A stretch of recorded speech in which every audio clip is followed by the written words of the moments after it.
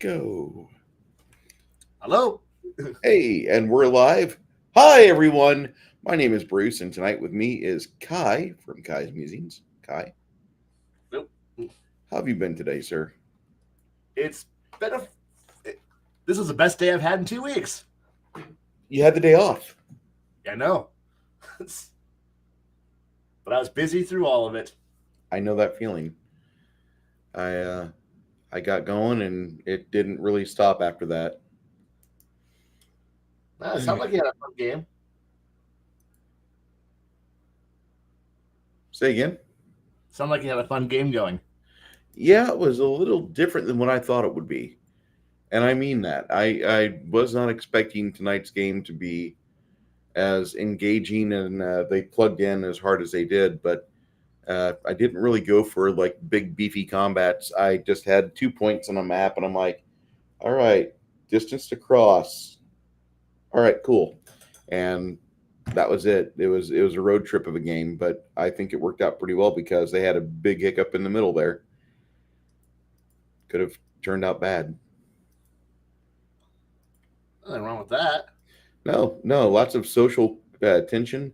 The fact that we didn't have our biggest, beefiest person there to intimidate the whole time probably helped out because he would have intimidated the whole time. That's what he's supposed to do. Well, right. Yeah, I have axe. I have power. It sometimes it's amazing what happens when you don't have certain things around. So Yeah. Oh, you you want everyone there, but damn, sometimes you. I was really surprised though it went as smooth as it did. Can't complain with the results. Can't complain with how everything knitted together really well. So I've just had this like consistent happiness with how this proceeded, and it never seemed to be a problem. It seemed to be just a constant elevation, and now we're getting into a position to where the party is putting it all together, and they kind of had one piece fed to them at a time. They had small bits, like they were being just spoon fed little bits of information, and they kept interacting the way that I wanted them to. I didn't really try to put guardrails up or no go zones because that's the worst thing you can do as a DM. But I tried to let them enjoy themselves as much as possible. Hopefully, it worked. It seemed to be going. I I only caught bits and pieces of it when I got in late and then bounced in and out. So getting to hear things like it's like I want poison testers, and I'm like, now this is a conversation I'm not used to hearing when I stop in to listen to when I come in 3 hours into a session. Yeah, I remember when she said that, and I was just like, all right. I mean, the lady just sits down at your table and she just kind of takes it. And here I am. I'm hungry as fuck. So I just went and grabbed like a whole pouch of ham and just chewing on it like a fucking slob in my amazingly manly t-shirt or tank top. That's a Dude, Fat Electrician won on this. I couldn't help but buy two of them from one of my bosses. right. Fuck. Love these shirts. They're comfy as hell. He makes good quality shirts, so I won't lie about that. Yeah. So, no, it just wasn't something I was really aware of that it was going to be such a smooth running night. My players did everything I wanted them to. I'm very happy on all accounts that we had the luck that they had on the die rolls. That that probably helped them out, but their RP really was the best. And the fact that I couldn't save versus asleep as the barbarian. That sucked for the barbarian. Sorry, barbarian. Sometimes it happens. Yeah. I mean, I rolled like an aught 7. Normally, like sleep caps out at 4 hit die, but I figure like aught 7, this is pretty close to botching. During the middle of a rage. Yeah. Yeah. Hey, barbarian. False sense of rest. I assume you see the empty can of Monster sitting on the back behind me. I do. I do. Yeah. It's technically, I think, can 3 for the day, so I'm doing great. God, I wish we had a way to get you some better coffee on a regular. I have better coffee. I woke up. I woke up and had this really good local company that roasts their coffee in bourbon barrels. It's really good. I like it. But the thing is that that's my morning coffee, and then the rest of the day is cold drinks. Now at work, I have my my 2 cups of coffee in the morning, and then there's the gigantic thermos of coffee for for the entire workday. So that's great too. And I need that because work is just a lot of fucking boring. But I'm not here to talk about work. No, I don't want to talk about work. Not after a week where Thursday I worked fucking 15 hours. Yeah. And I mean, there was 2 days this week where I got home, I showered, and I went to bed. That was it. Bed. No sleep or no hangout, no paint, no bed. Now your coffee shop of choice, is it One World?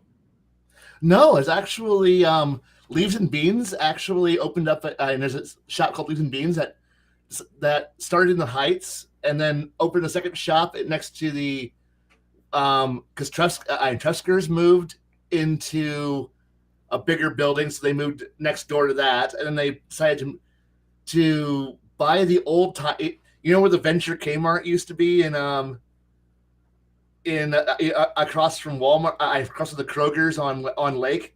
Yeah.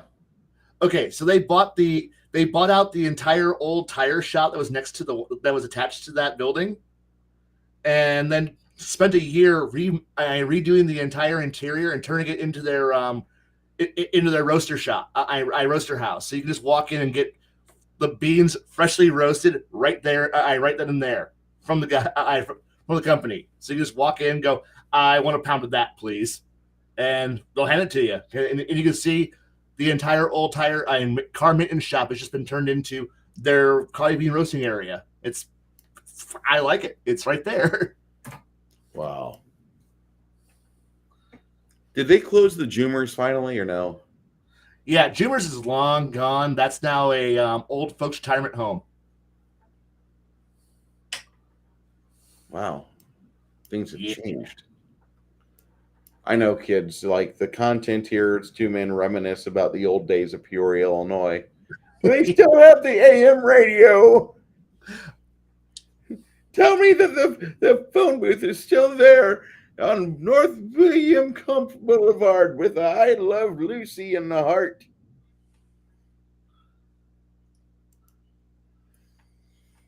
The bad part is that we're a bunch of conservatives, so bullshit talk radio should be like what we're just used to. So yeah, that actually is so close to the target. That's really very close to the target. Congrats to your false sense of rest, by the way. Yep. What's sleep? I don't need it. So Shadow, he put up a new game called God Wars, and you keep your identity secret. You act slowly through your god to get 5 moves a week, and you have to contact Shadow directly. So this is like a diplomacy style game that our friend Shadow's running. That sounds like a fun game. That sounds like a lot of fun. Yeah. I know he messaged me, but I just haven't had a chance to message back. Oh, okay. No, he did invite me. I just didn't. I just wasn't. I just totally missed it because work has just been that kind of unfun. I just come home and pass the fuck out, eat dinner, pass the fuck out, wake up and go do it again. That's what happens. Feels really weird. I know. But people, we had an employee self-terminate himself. Not I not you know not not 6 feet under self-termination. No, we cut him every goddamn inch of slack, and then I went so far as to even cover for him because my boss was not there on Monday, and the guy showed up late. He was on his last fucking mark, and he shows up 10 minutes late, and I'm like, don't clock in. I'm like, why? We're going to tell the boss that that the computer was fucked up. You couldn't log in. I'm going to cover you, and so you could keep your fucking job. And the next day he calls it. And on that day, my boss is like, so was there a computer problem or was he late? And I'm like, computer problem. Because I cover for your fucking teammates. God damn it! You don't fucking throw them under the bus. And then he calls in, and my boss calls him and goes, "So were you late yesterday?" And I overheard the conversation, and he's like, "I knew it." Well, you'll find you knew what was happening. And I'm like, God damn it, motherfucker! I put myself on the fucking line so you can keep your goddamn job, asshole. And no. Now, mind you, my boss understood that what I was doing was trying to help keep an employee employed, and not have to deal with HR and shit. But he's like, he had that look of saying, "I know what you did, but I'm not going to say anything." And I'm like going, "Thank fucking God." But because of that, I've been doing crappy, way more work than I should, because now I got to do the work of 3 people instead of 2. It's great.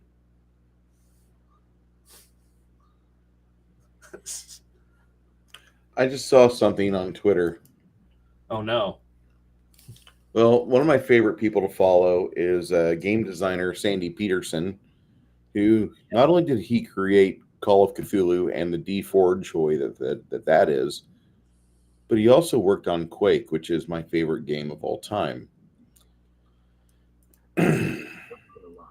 He has shared with us a blessing he came to. And he says, I, for one, think that the live Snow White movie is a terrific idea and brilliantly done. I know a lot of kids who work in theater complexes, and this film gives them a chance to take a well-earned break.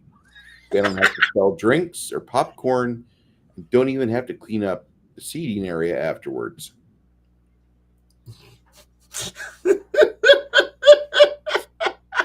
You've earned your heart, Sandy. God bless you.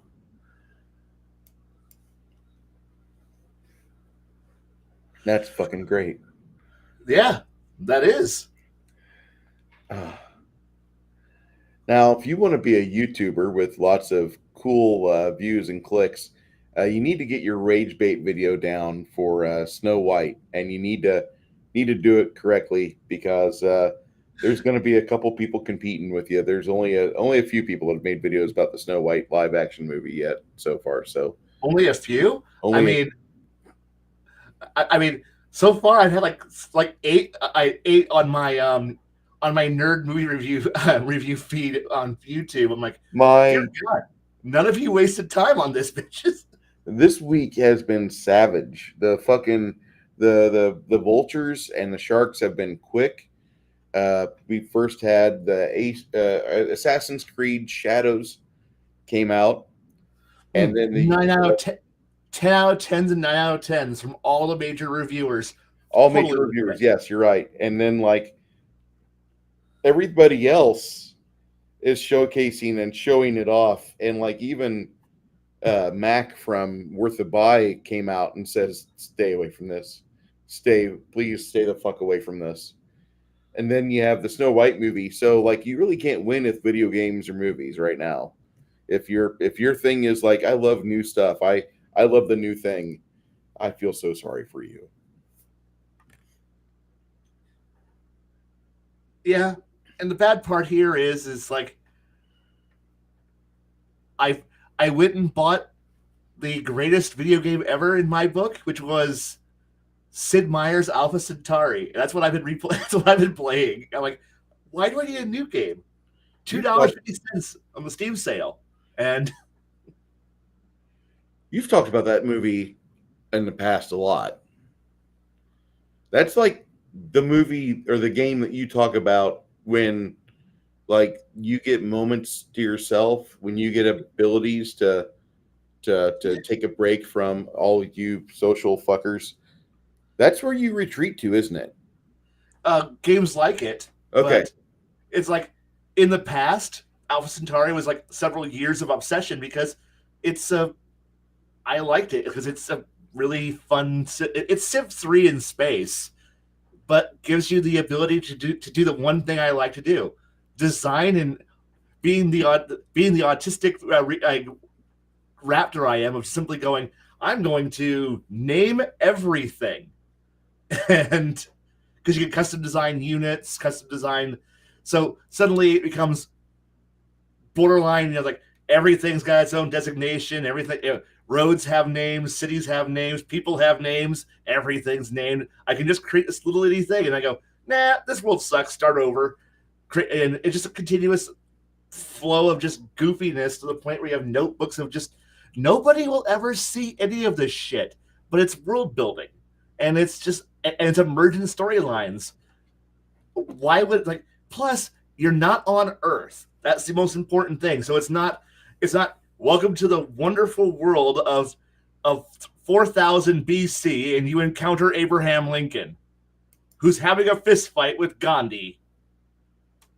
No. This isn't this is the future in space. You have no idea who any of these people are, except the story. But as you play, the story unfolds, and you get to understand as new texts come out and the voiceovers of these characters who say lines that give you the personalities of every single culture is involved. And then suddenly you go, I understand who Miriam is. I understand who Dietrich Sky is. I understand who the provost of the academy is, and their personalities come out.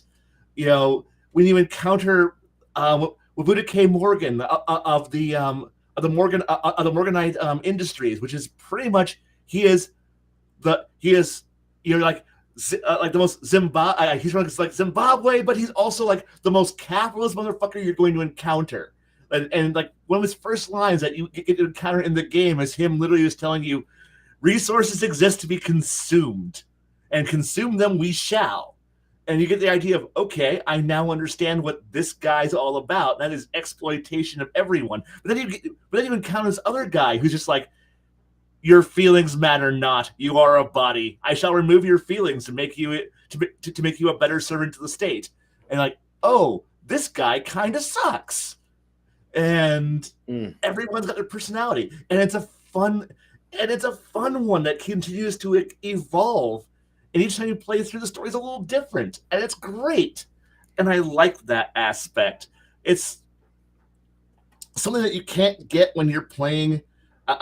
When you're having Gandhi nuking, Hiawatha in 1840 because you're a little bit further along the tech tree. Meanwhile, Bismarck is fist fighting Maui with tiger tanks, and you're like, this is just dumb.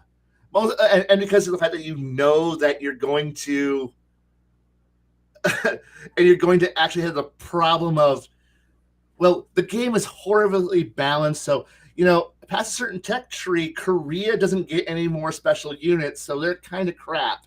Meanwhile, Venice can only do certain things. Meanwhile, here's Alpha Centauri going, okay, just play the university. What? Just play the university. Tech gods. Well, I don't want to be a tech god. Okay, then what do you want to do? I like the mind worms. Okay, here's the Gaians. Play the Gaians. I like the idea that my people will never be angry with me and are retarded. Fine. There's the church over there. What does the church do? Trust me, just play them. Why? Do you just want to burn everyone down in a vast crusade against technology and launch the Butlerian jihad against everyone else on the planet? Yes, the church. What do they get? A lot. But they're retarded. That's okay. I'll just steal all everyone else's shit.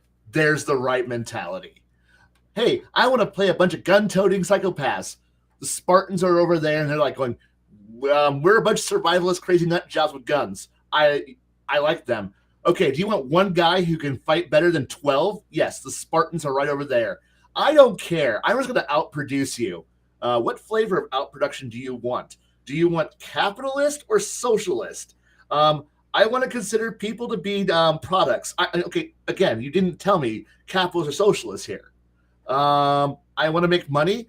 Okay, these guys. I don't want to make money. These guys. I want to play the workers' uprisings. Okay, we have a faction over there. They kind of suck, but they're actually the most powerful. What are they? Oh, whenever anybody else who, because computers sucks, can't actually keep their drones from uprising, every drone that uprises becomes yours. Oh, so I just sit here and kind of wait for everybody else to fuck up? Yes. Okay. Well, what if I want to play a bunch of Scandinavian sea pirates? We got you, bud. Over here. I want to play a bunch of assholes who steal everything. Don't worry, got you that too. I want to play cybernetic weirdos. Gotcha. I want to play space aliens. What flavor of space alien do you want? Space aliens who cooperate? We got you. Space aliens who hate everyone? We got you too. And it's like, I want to play the UN. I want to be the fun sponges. We got you. You can play the fun sponges, and you will hate them. They are the worst. Their entire thing is like, we control the space UN. Everybody everybody who's ever played Alpha Centauri goes out of their way and murders the space UN. It's the funnest thing to do because it's being run by the avatar for the space UN. It's pretty much like this weird space Indian guy, and he's such a prick. So when you get to kill his faction and lock him in a torture sphere, you feel happy about it. You're like, finally, I've killed the UN. It's good. And then you move on to, declaring war on everybody else mercilessly. And it's great because, and the one thing that this game does better than any other Civ game ever is that you can actually raise and lower the terrain. And when you raise and lower the terrain, the environment changes. So you can I've actually had one game where I didn't want to declare war on someone, so I raised a mountain range that blocked all the rainwater to their central plains where all their farms were, and I turned all of their vibrant farmland into desert because fuck them. And now I have a verdant jungle of farmland because I've created a rain shield, and I have all the food I could ever want, and all the energy, and all they have is dying people as their cities starve. And I laugh maniacally because now they're weak, and now I can roll in and crush them, or I can sit there and then launch. This game's like nukes. Nukes are amateur hour. We're going to destroy the land itself with giant craters and fill it with the ocean. And I'm like, I'm going to remove an entire continent. And I have a submarine. I had a submarine fleet that was just sitting off there. And then one day I'm like, you know what? This guy is getting way too powerful, and fuck him. And then erase the continent from the map because I didn't want it anymore. I have no value. I have no value from it. My people are already going to win due to just being better than everyone else. But I don't want to spend the time, energy, effort, lives, and manpower to occupy your country, your continent. I'm just going to remove the continent from the map. There will be no one alive on it. And when the debris field ended after the one-turn bombardment, where I declared war, stuck attack, and then deleted everything. It was just a chain of little itty bitty chunks of land scattered across the ocean. And I'm like, I have done God's work of removing that faction and all its lands from reality. There is nothing left. Did you ever play the Forbidden Enchantress, or let me find that goddamn Steam game I've got. Fallen Enchantress. No, I had not. Do you like Stardock Entertainment? Yes. Let me see how much this is selling for, because It's an interesting game that's worth one playthrough at the least. The RNG that's in it for all the special events that might happen, that 30% of the time they don't happen in your game, or 70% of the time they don't happen. It's worth it, but playing it a second or a third or fourth time for me is difficult, and I wish it wasn't. I really do, because part of me wants to play through it again. Yeah, Fallen Enchantress Legendary Heroes. And right now on Steam, it is $24 for a fucking 15-year-old game. Good God. Wow. Yeah, I'll bookmark it for the next sale because we just came out of a Steam sale. So Yeah, and they just had they've got some it looks good. It still looks good. It's yeah, got some good play to it. It's part of the Elemental series of games. There's yeah, some I'll wait for the Ultimate Edition to come out so I can get the DLC for it. yeah, you'll want the DLC. Oh yeah, and Stardock doesn't fail me very often in terms of games because I've put a lot of hours into Sins of a Solar Empire and Sins of a Solar Empire 2. So those two games are kind of games I really enjoy. Well, I will enjoy Sins of a Solar Empire 2 when they finally get all the bugs squashed. So,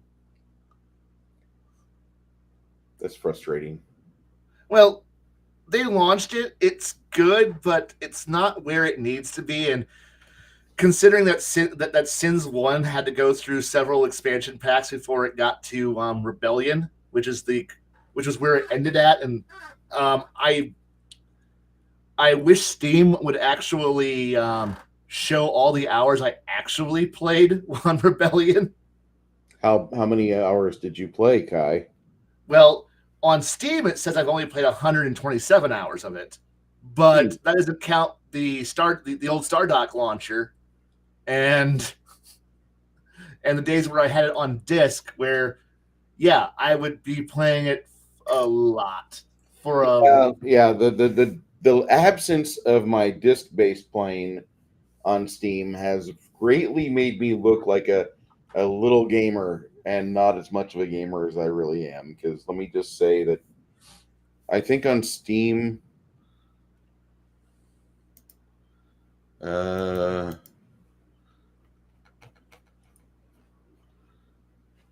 my Quake hours are only like they're barely under 98 on Vanilla Quake, and then on Iron it doesn't track Iron Whale, so it's mish, like. But if you tracked my actual hours playing Quake and all the Quake mods, it's easily over 3,000, and that's just a stupid fucking Twitch shooter. yes. And Six Nations, you're right. That is how I used to play these games. And when I saw that Steam had it for sale, I had to reinstall it, and I don't know. It's just like it's just a fun chance to go back in time, and so therefore, that meme I posted in on Gilded about the whole modern games fucking. Oh wait a minute, I play games I like. It's almost Yeah, I saw that. I'm white. Yeah, I'm not playing a game I don't enjoy. Right. And I don't chase the new game, so therefore when everyone's like, Assassin's Creed's so shitty, and I'm like going, then don't play it. I mean, I didn't like the first one. I thought the first Assassin's Creed was a fucking trash fire. the only thing I liked, the only thing that I enjoyed about Assassin's Creed was getting to sit next to a friend of mine who spent several years living in in that city, and goes, no, the map is actually accurate, and I'm getting to sit there have him narrate and go, no, turn here, go over that wall. I'm like, how do you know this? How do you know this trick? Because that's that's the back alley I would have used when I was living there. And I'm like, oh, okay. And watching him take shortcuts through the map that aren't listed because, well, he knew the city from real life. And that's kind of cool. I'm not going to say it isn't. That's actually really fucking cool. They put that much detail into a game. yeah, now the games have gotten crappier since then, but Assassin's Creed 1 and 2 were, wow, you guys got the cities right, and now they've gotten really kind of shitty as they got into um, more Ubisoft, um, generic. And now, mind you, I don't play Assassin's Creed. That's something else. That's a game if somebody else owns it and I watch, and because that's just it's better that way. Okay, I believe you.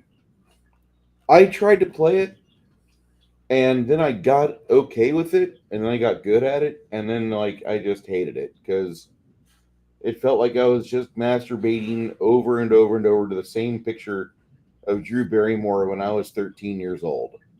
From Yeah, it's just the same garbage. Mm-hmm.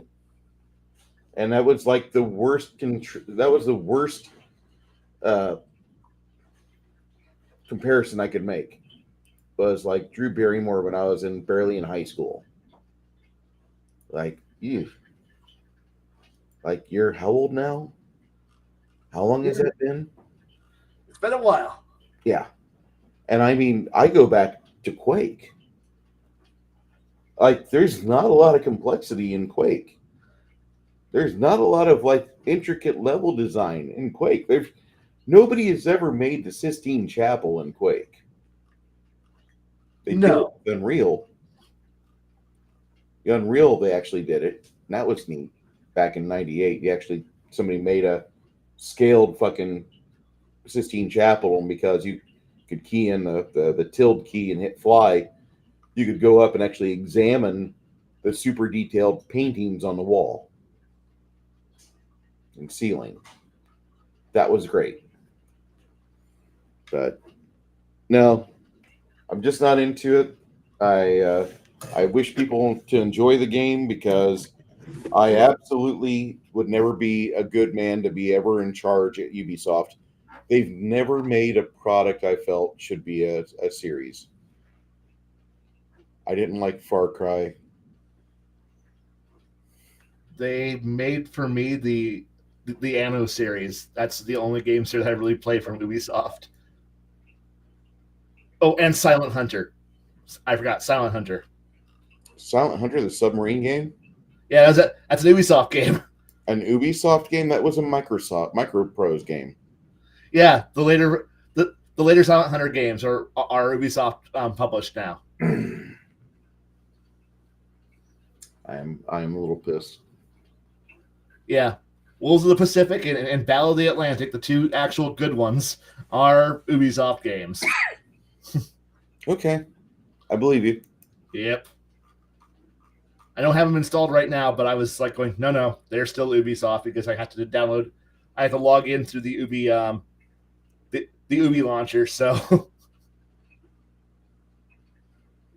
but periodically, it's fun to load it up to go play and be like, yep, this is fun.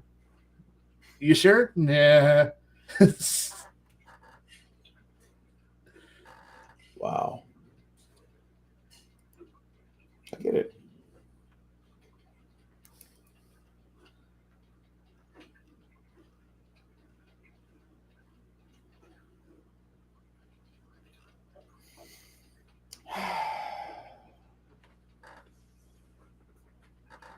So we are having a lot of things go smoothly, in my opinion.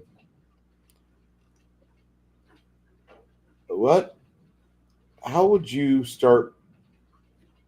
You're running your game, your players are enjoying it. What do you do to prepare for success next time everybody sits down?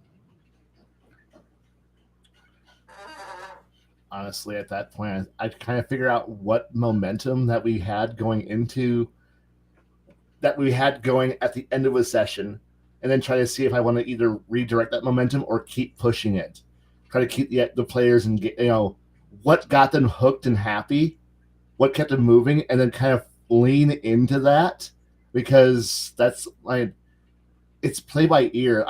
I know that what I want and what they want are so different sometimes, but nah, it's like if they were excited, I want to lean into that one. I don't want to like focus exclusively on that, but figure out what I want to do, but also keep track of they really like this, and then kind of aim towards that, because that's just like I want them to be motivated to do to what they what they bite. It's like, so since I usually tend to throw out a whole smorgasbord, like a whole buffet, and it's like it's all shallow as fuck at first, and then whatever plate they grab for, that's the okay. Aim there, and then watch where everybody else is like kind of eyeing at. Don't take away the options, but develop that one option that they really liked. And I know it's vague as shit. That's really just vague as fuck. But it's a start. It really is a start. Okay.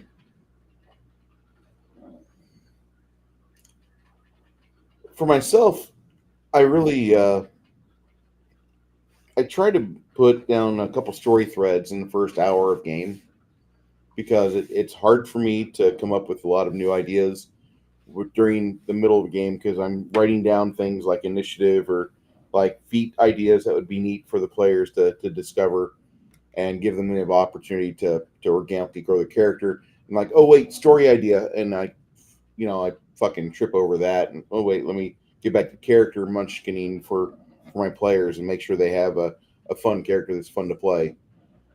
Um, that's what the majority of my mind was tonight.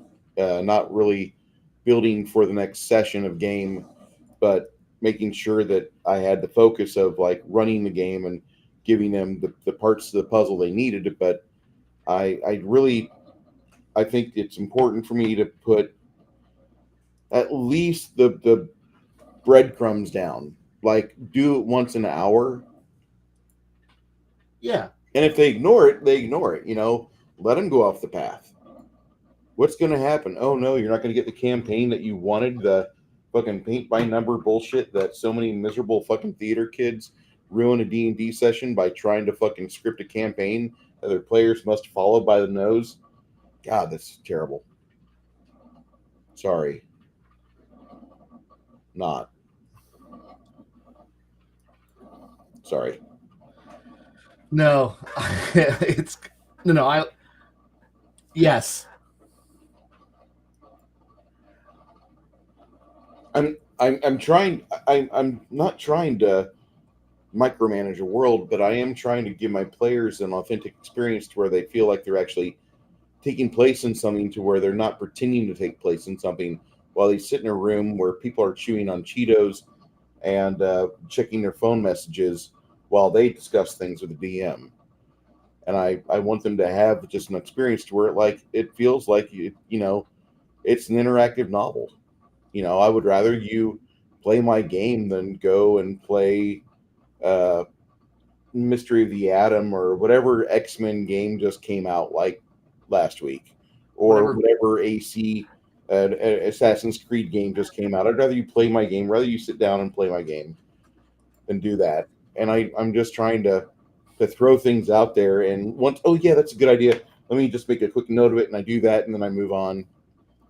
And hopefully all this works together. Hopefully by the end of the series, by the end of the story, there's like 40 other like possible threads that never got tied back in.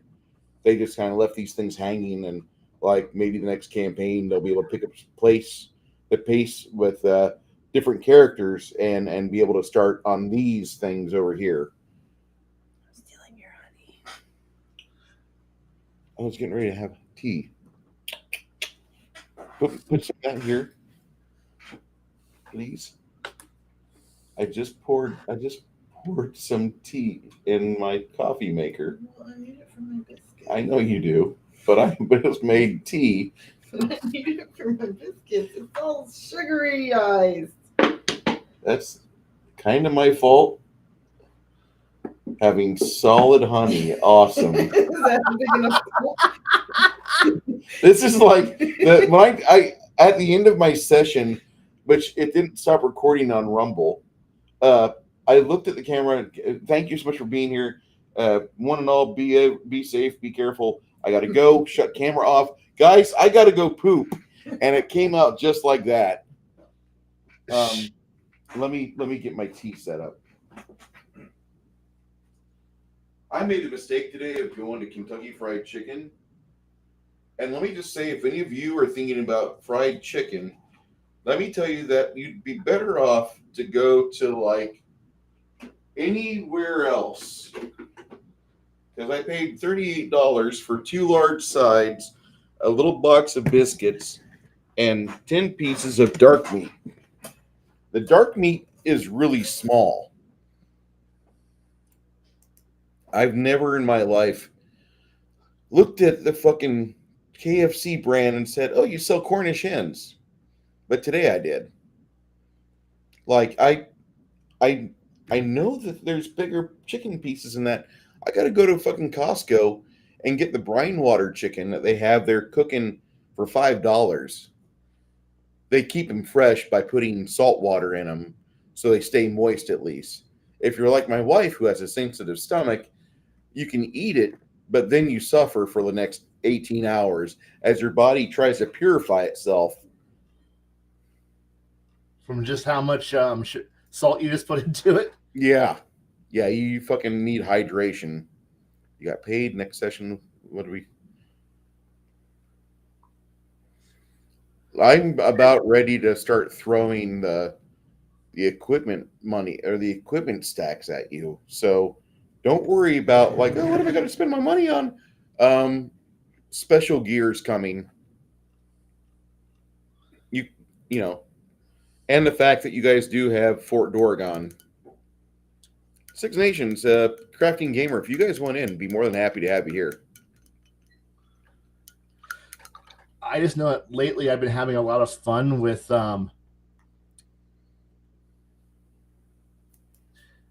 been kind of toying around with some friends elsewhere about just playing a good old fashioned, we have all the rule books for them, so we've been kind of tossing on the idea of starting a G.I. Joe Transformers role-playing game session campaign. And the problem that we all actually stopped. So we sat down, thought about it, looked at the books, and then no further progress happened because we all started to nerd out about which particular series, era, and faction of toy line are we wanting to play under. Okay, and I was getting ready to say, man, they really missed the mark. They could have just had a Sunbow RPG where you have the choices between the Bigfoot, Inhumanoids, robotics. You have there was a fourth one in that. I can't remember the name. There was Bigfoot, Inhumanoids, robotics, Gem, and the holograms. Oh yeah. Then you've got, of course, G.I. Joe and Transformers. But like everything that Marvel did for an RPG, sans the D&D game, they could put it into a system and be like, all right, here we go. Here's how you have the Omni RPG, where do have you, and that would be that's just where Bruce's mind went, and I'm sorry. Well, the thing is that Renegade, the people who are doing the G.I. Joe Transformers role playing game, it is a damn easy to mod and create RPG that I love the combat in that game. It's legitimately all weapons, weapons come in two varieties: vehicle scale and people scale. All people scale guns do 1 point of damage. That's it. Just grenades, laser guns, 1 point of damage. Heavy weapons, 2. So it allows you to have heroic moments because of the fact that, well, it's G.I. Joe. You go charging into stupid shit. It's Transformers. You get shot with the stupid shit until the movie. But when the movie, oh no, damage goes way up, way up. But for the TV show, which is what you're trying to recreate is TV show adventures. And the fun part was, so I just sat the books down and went, all right, bam, here's what we're going to possibly play. And, because one of my friends moved and he has all the Transformers. He just sits there and we're just staring at him going, it'd be fun if we could play Transformers. And I'm like, how about Transformers and G.I. Joe? And then suddenly everybody started just picking out bullshit and factions and picking out, we started just nerding out because it was fun. And everybody was already getting into the right mentality. And everyone's like, so which particular series we're going to be playing? Like which continuity are we going to play under? Because that totally is the theme and the feel of it. Because boy, pre-movie G.I. Joe is a whole different thing than the post one. And we're all having fun. Wait, hold on. There's various ways to phrase the movie here. Yeah. Because for me, the movie could mean either the weather device or the Cobra Fortress Under the Sands. Right. The Rise Serpentor Rise. Right. Or the when we discover Globulus and it's lizard people. So did you also hit Pyramid of Darkness? I did. The Fortress Under the Sands. Oh, okay. But no, I always include the bullshit Cobra Law as the divider point between the fun era and the what the fuck are we doing here sci-fi era. I didn't watch further than the Cobra Law, and I wish I had, because as an adult, there's a stupid joy that I get from watching G.I. Joe, and I wish I didn't.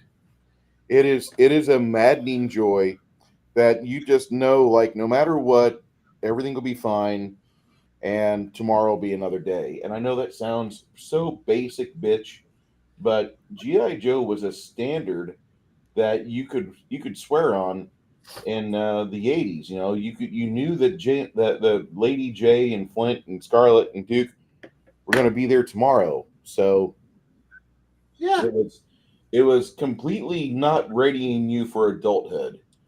And I feel sorry for Larry Hama, who wanted to write a really good way to kind of deal with his trauma from Vietnam. Never got to do that, but instead he was handcuffed by Hasbro that everybody lives. So, and the thing that was the game even goes it lets you dial it in and it was we were just having fun thinking about the idea of doing something, and the fact that everybody who was sitting there talking was on board. Everybody was coming with really shitty really shitty code names and fun combo. What's your iconic gear set? Because everybody has either an iconic trick or a quirk or their signature weapon, and everyone's coming up no, it has to be and yeah, there was some silly answers, but people were coming up with fun, actual fun, useful things. Look, it's okay, what gear combo would give me okay, what do you want to do? And it coming up with vehicles and just weird shit, because we all thought about this stuff when we were younger. What would that be? Or Your blood and poetry yes comes to mind.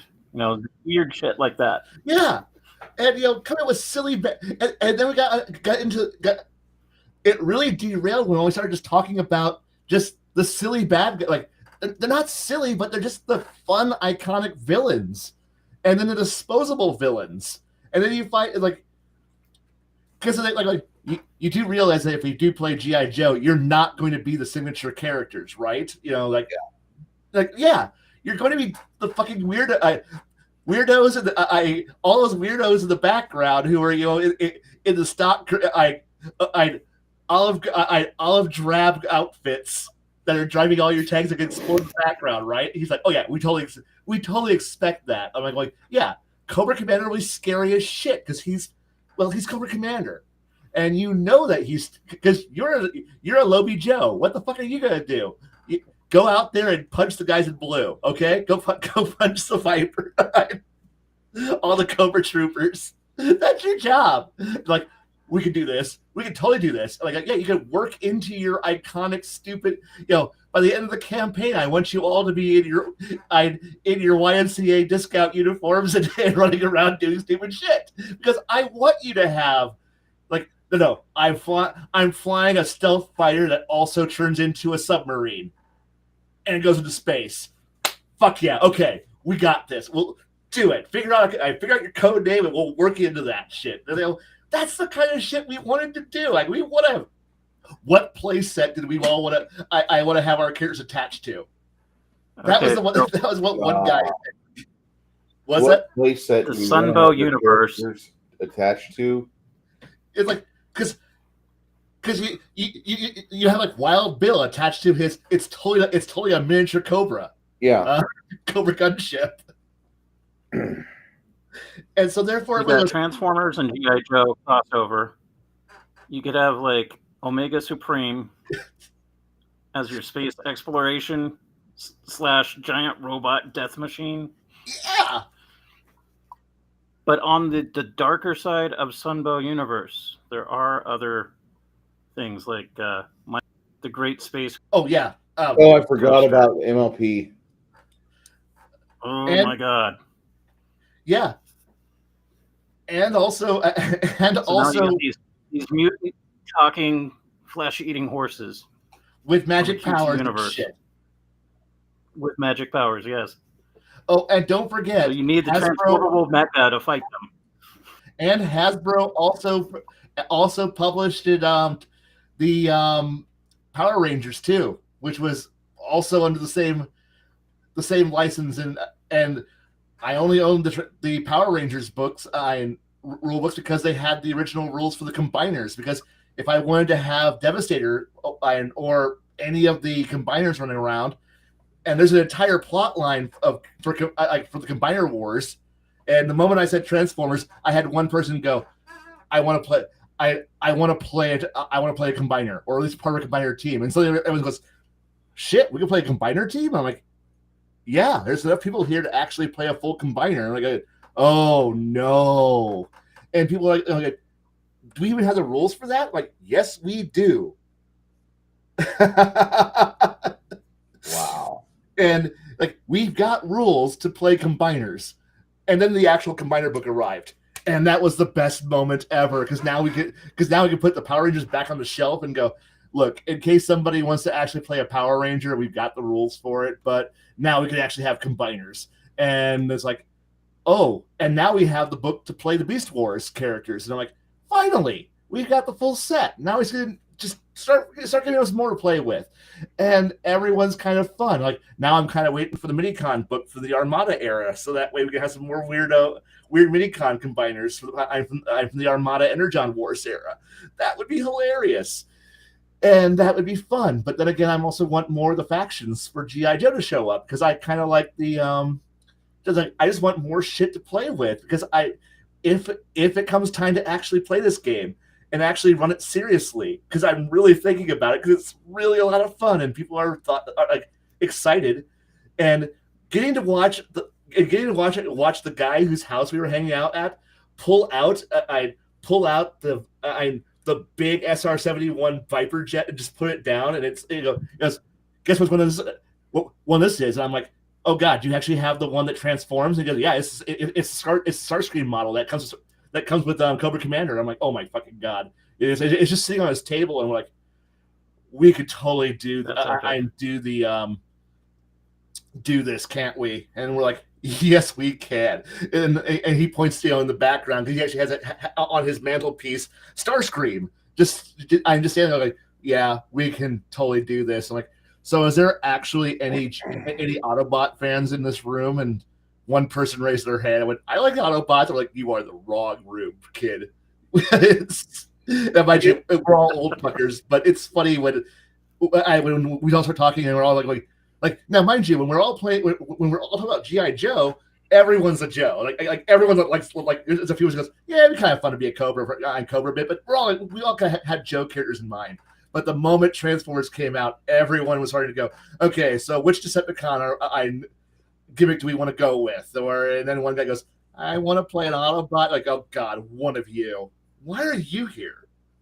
I'm just that has happened. That's happened to more than one group that I know, because it's funny that you say this, but I've heard other friends say that they pulled out the Transformer book and they had half the party wanting to play Autobots and save the Earth, and the other half were saying, if we can't play Decepticons, let us play the human characters. Right. And they wanted to play Decepticons, and the bad thing is that the Decepticons always were the cooler characters. Crafting in the green room.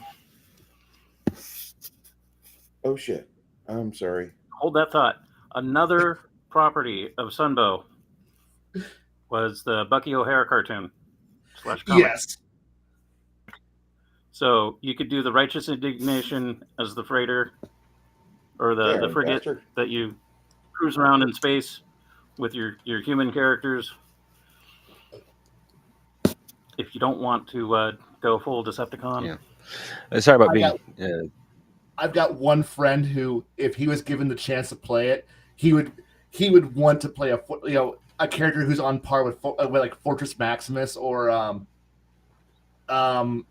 he would be the player who is, I am totally okay with being Omega Supreme or Fortress Maximus or Metroplex. I goes, I don't care if my character doesn't do anything through most of the adventure. I just want to be the background, looking just like I'm stuck in the parking lot. My entire job is to be the party, fortress. And when shit goes wrong, I want to be able to like punch a city block. And like, do you want to do anything else? She's like, no, that's what I have you guys for. And we're like, okay. You just want to play the big giant flying walking death machine. He goes, yep.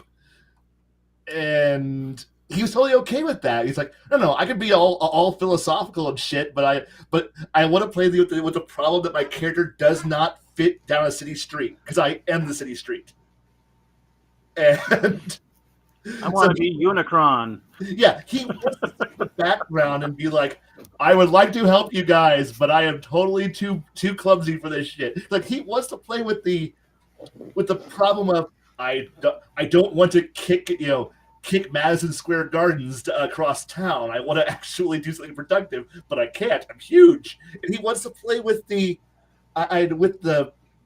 downside of that, with being stupidly big, because he wants the Omega Supreme problem, which is just I sit here in this parking lot, don't do anything, which is okay. And we liked it, and it was because that.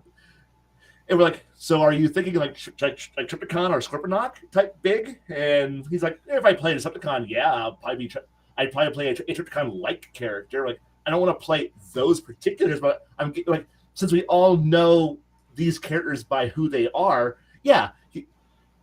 playing a Godzilla-sized character who's wandering around the desert being like, I really can't do anything useful. And we're like, he just wants to be like overwhelming firepower, but also kind of useless. And because it's like, because he understood what the downside should be. Like, he doesn't want to dominate. He goes, I just want to be cool, but I don't want to be overwhelming. But I am overwhelming, but I'm also useless. And you can't really go out and like adventure into the dark portions of like, the Grand Canyon or something, because you're just too fucking big. Yeah. But the thing is that we also had other people who were going, no, And like we had another person who was like, no, I totally want to play a mini-con. And we're like Rumble or Ravage. He goes, no, I totally on Rumble like levels. Like, so you just want to be a mini-con? Like, yeah, mini-cons would be hilarious because but okay, cool. Optimus Prime had one in the back of his had the first one in the back of his trailer, and so did Soundwave. We're like, yeah, we're totally okay with this because, yeah, why the fuck not? And like, we have like the origins of a team starting to build, like come together, and it was just fun. And the idea that we were all kind of going for the episode of the week, like we kind of wanted to be episodic rather than just. We wanted to start with heist of the week, dumbass plan of the adventure, and maybe and then get back to status quo. Like we wanted to have that level of get everyone on board, figure out the rules, get everyone comfortable with their gimmicks, and then hit the miniseries. Then hit the longer plot lines, the miniseries. So it was like, yeah, like because we were joking about the idea of, man, how do we play this? And someone's like, don't start with a weather device. Weather control device. Like, don't start with that. Don't start with the BET. Don't start with the Pyramid of Darkness. Like those had the benefits of introducing all the characters, yes, and giving them into the things, but we don't know what the fuck we're doing. They had a setting Bible. We don't. We want to get some fucking some shit under our belts, and then go into having an actual like big ass storyline. Like yeah, like was that? You're not going after Cobra at first. You're going after. Oh Python. no. There's plenty of dumbasses, but you're not gonna see the Crimson Guard early. You're not gonna see the Iron Grenadiers early. Those are actually scary. So the first the first moment a Crimson Guard shows up, well, shit just got real. Like a Hiss tank is only as scary as the people who drive it. Yeah, well, that's literally like one of my favorite stories from playing with Bruce. It's not even directly a heroic story. It's, oh shit, that's scary. Run for my life. Right. And the thing is that yeah, players who really are like in that threat level 1 to 2 range, it doesn't matter what you're fucking driving. You're still a mediocre character. Yeah, the plane gives you a lot of bonuses. Yeah. The tank gives you a lot of bonuses, but you're still a basic character. But alternate universe, Marvin Heemeyer. Yeah, okay. His tank driver. Yeah. Ah. Man. Thank you for reminding me that I force people to start off as like regular people crafting. Yeah, and I've been enjoying it, honestly. Yeah, I don't like superhero games, even though Pathfinder turns into a superhero game. This is kind of based around that because it's based off 3.5, 3.0. But I don't see that really happening because I'm having you guys like maybe make 1 or 2 decisions per level, and that's about it. And in all honesty, those decisions are still pretty small and insignificant. Yeah. And they should be at this level. That's why when the guild said we shouldn't go to the Frozen Tower, I was like, well, that could be guild being a little extra sensitive. But when our cleric dwarf, I was like, no going there. Like, okay, maybe I shouldn't go there. I mean, I know that's technically my decision, but yeah, I'm going to listen to the GM's hints. No. There's been an established set of dwarven cleric rules that have been put into play now, and the standard for my dwarven clerics is Travis's character in my other campaign. Travis is the first dwarven cleric I've had in probably 15 years. and I'm enjoying his character so much that I was watching some anime and I was watching other media, and kind of the dwarf cleric is not the John Wayne. Well, let's go kick down the doors and beat them all up. Blah. The dwarven cleric is like a no. Let's secure some food first and get some cheese in our stomachs, and then maybe we'll, get a battle plan together for tomorrow. But when we wake up early, we can make the final decision to depart for this dangerous pit of ineffable damnation. We don't have to do it. We can. But for right now, I'd just really be satisfied with that. A quarter wheel of cheese would do me so good. And that's kind of how they not that all of them are like that, but the stereotype in my head right now is Travis. Because Travis is the first one to play one in years. And he does it so well. He's not there with the rest of the party like, all right, guys, I'm going to ready this plane shift and we're going to go off to hell and beat up Orcus. He's the first one to, I'm going to summon a creature and put it between me and the big bad guy. And then the moment where my hit points fall below 1/4 of maximum what they should be, I'm probably going to teleport out. I love it. It's practical. Very dwarven. I honestly, there's a certain part of me that if I hear the GM hinting, there's that part of me that goes, "No, I shall resist the hint." But you do know I'm hinting, right? Oh yeah, it's fucking like goddamn landing lights on a carrier blinking, right? I can fucking see it. I'm just choosing not to listen. Yeah, you guys are the fucking subtender that's dressed up like a Carnival cruise ship with 40 fucking stringers of lights going up both fucking masts, trying to obfuscate the fact that you guys are a goddamn military warship, but because there's another ship in the area trying to find the subtender, and you're out there radioing people like, hey, everything's going pretty good. We can hear music in the background, and there's some dancing on the fucking deck top sides. Yep. What the fuck is going on? It's like I don't care how. I know there's a certain point where you do have to follow the plot line of the storyline, but there's a certain point where I just go, no, my character is going to go do something else. Yeah, I've got a serious case of fuck knows. Fuck that. That's what my players would always say whenever I'd bring out my fucking modules for my books and such. So, whenever I started running Czar, like 15 years ago, not 15, 2015, started running Czar. And my players embraced it because they were already familiar with Pathfinder. They already knew what they wanted to play. They already had a killer combo ready for the game. And I started running it, and as I was running the game, I was getting all these weird combo characters, race class bullshit. And so I just ramp up the difficulty by not pulling any punches. And so there's 4 pages of obituaries that are filled up in back of the book. And then I moved a couple times, moved to San Antonio, and kind of stopped running it after 2019, because my party disintegrated. No, it was 2019 when the party started to disintegrate. 2020, it finally fractured.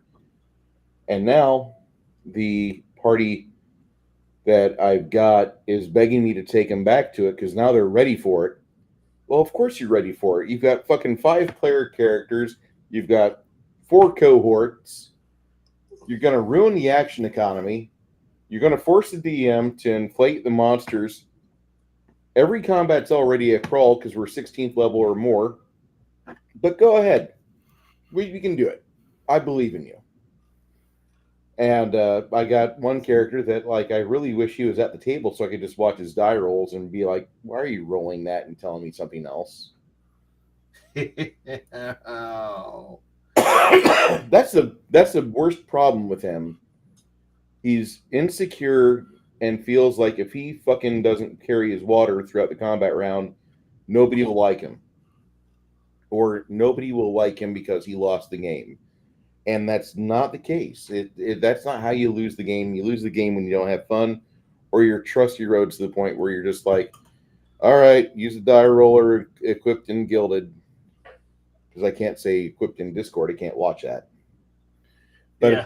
it just makes me sad because it's like, man, I want you to play with us, but I know that you don't roll 99% of your fucking die rolls as 16 or above. You know, I've had players like that, and one time, I felt I had to actually go and talk to that player to go explain to him, like, hey, dude, you're just rolling too good. And he's like, no, my dice are really, really hot. And I just kind of looked at him because, you know, we had broken up to go out and to go get food. So everyone was driving off to go get food at various places, and I was like, come ride with me. We're gonna grab Burger King. And on the way there, I'm going, you roll too good, kid. And I'm just gonna use kid for his actual name, but yeah, you roll too good. He goes, no, I'm actually not. I'm like, take it from somebody who knows. You roll too good. And he's like, and I'm like going, if you're going to continue to cheat, dude, and you're going to, I know it. Just could you sprinkle in some failures into your rolls, please? And he's like, what? I'm not a cheat. Like I'm not calling you a cheater. I'm just saying. Just sprinkle in some failures, miss sometimes, or don't confirm your crits. Okay, you can hit. I don't care, but just don't confirm half your crits for me. Is that okay? Miss a few times. Don't crit, and or hey, you can fail a skill check every once in a while, right? And it was a nice conversation. It lasted about 25 minutes because that's how long it took to get to the Burger King and get burgers and come back. And by the end, he understood that if he didn't shape up, I was because the thing was I didn't give a shit because while I knew that he was, everybody else was still on board. They were all happy. They were all still, nobody was complaining yet.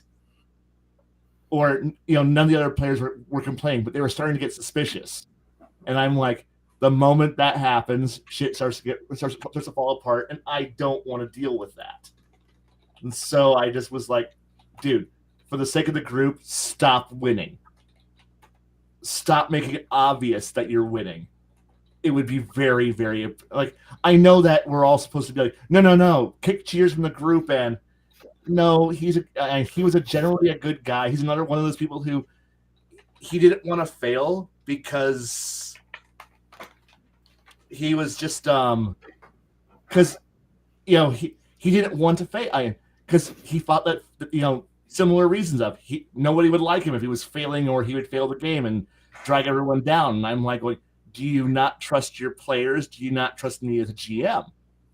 Is that why you're doing this? And similar reasons that you're giving, Bruce, is similar. It all comes out to that. And in the end, I'm just like for the sake of everybody else, stop stealing everybody else's thunder. That's all you gotta do, man. And yeah, he shaped up after that. Like he started rolling more openly, explaining, he started to figure out that if it's not actually a important roll in the open, accept the answer, and then because at that point you restore, and slowly but surely he realized he didn't have to cheat any longer. He had to roll dice and then give me the wrong number because, well, he started realizing that I'm actually a fair GM.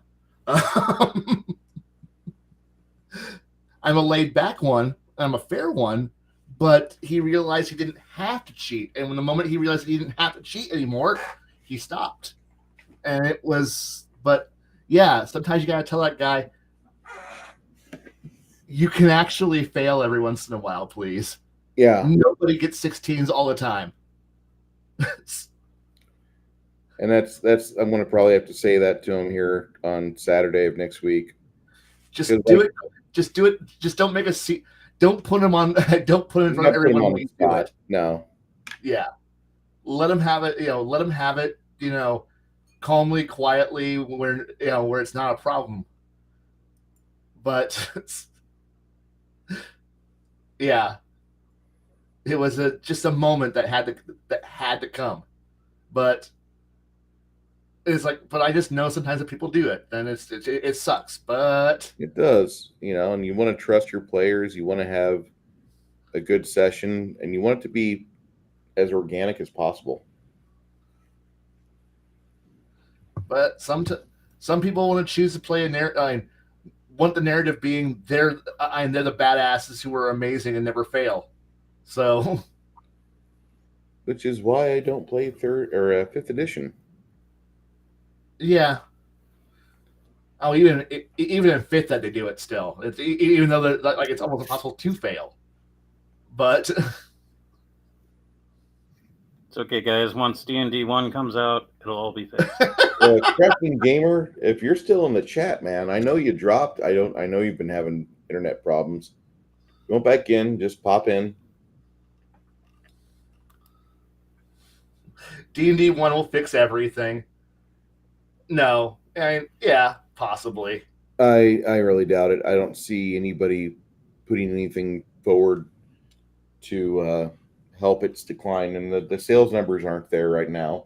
Nope. It's literally dead on the vine. But the thing is that you have a bunch of things in the wait, like Shadow Dark, which sold $57,000 worth of Kickstarter materials in the first 7 seconds the Kickstarter went live. Yep. My favorite part of this entire thing, I'm loving the collapse of the of 5.5, totally not a new edition. Is that it's watching all the grifters start to worry that their ability to just harp endlessly on D&D is withering up and collapsing around them. Their entire business model of being able to just harp about today's current outrage, the new controversy, the new travesty, the new thing that Watson did wrong, or is wow. So they're like, but what will happen to the industry if D&D goes away? And at which point I'm like, it wouldn't be the first time. Yeah. 1997. Remember that? I sure do. I sure did. Do I also remember 4th edition? Yes. Oh, God. Wow. Did the industry go away? No. Did Game Stores collapse? No. Did I tell you what? This would be the time where I wish I had a shop. That way I'd get invited to the Chessex International. Yeah. Chessex brings all the dealers, the game traders, Gamma Associates to their locations, and you get to walk the warehouse and just kind of go shopping for everything that they forgot to fucking put in your box last time. And a lot of industry professionals will go there and they will hang out and just kind of drink with you because it's a couple day process and you have game demos and such, but it's all for dealers and such.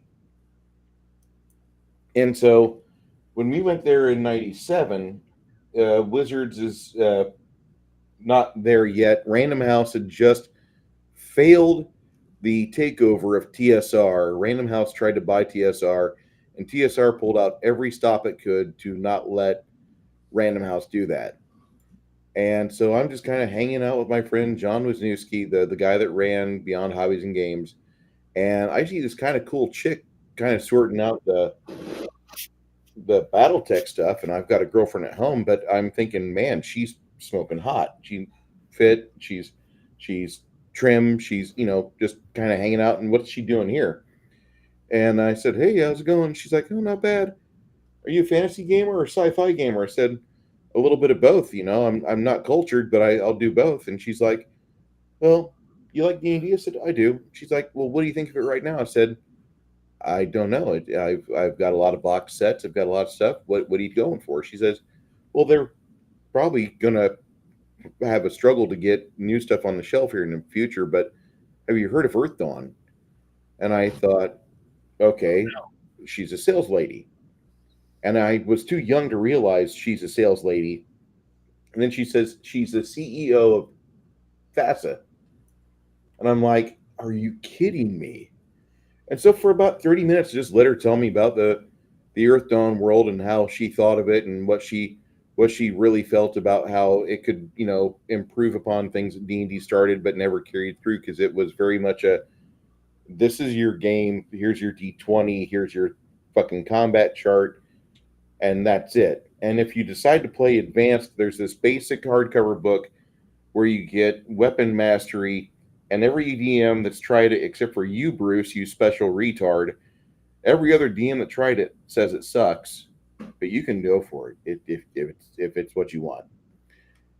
And I do love weapon mastery charts. But she sold me on the thoughts of what EarthQuest could be. And if I would have had unlimited funds, I probably would have bought 6 or 7 hardcovers or supplement books, because it looked really cool. Yeah, but it was that game that it was the game that I saw on the shelf, but never bought. Never bought ever, because it's really weird, because that was the first time the D&D really showed weakness after it stormed onto the scenes in the 70s. And I mean, it didn't even show weakness whenever fucking Phil Donahue and Sally Jesse Raphael tried to Eiffel Tower it in social media on morning talk shows. But here it is in '97, where it's gasping for air financially, and it kind of sucked. But I mean, that's just how things work. And that was the first time it happened.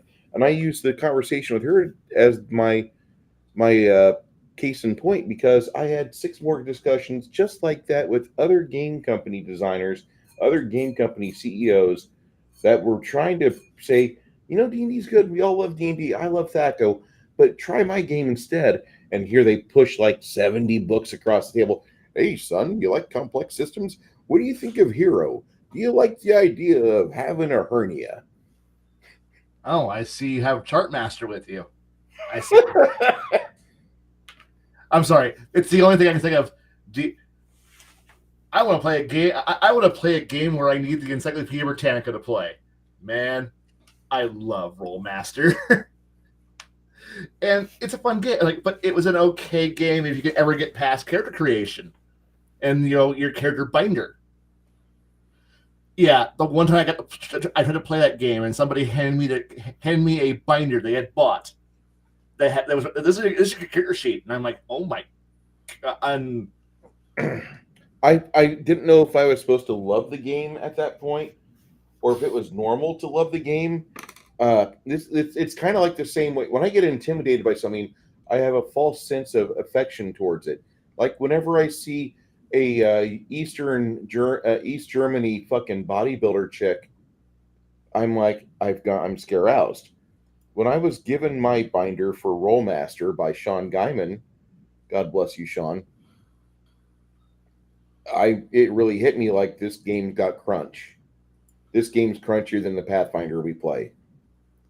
Yeah. And I kind of wish he had carried that through, but I think he just got tired, because like Sean's ability to deal with people, with certain people enter a group, like his fucking battery goes down fast. If he has like the same good 3 people, like he'll run for 6 or 8 hours and then he's done. But if he's got like 6 people and then there's little fucking dirty Johnny that comes in, like 1 hour, I'm out. I can't handle this. And I think that there's a lot of DMs that are like that, because there's even some people with me that just drain my battery fast. Oh yeah. Way more than I would like. But I also just, oh god. What? I wish, like, there's that part of me, since I didn't play first that much, and I didn't play basic at all, because we were all playing advanced. Yeah. Advanced 2. Advanced second. Yeah. And I really liked the player's options, that books that were, in short, either Prototype 3.0 or Advanced 2.5 Yeah. is what they were. It was.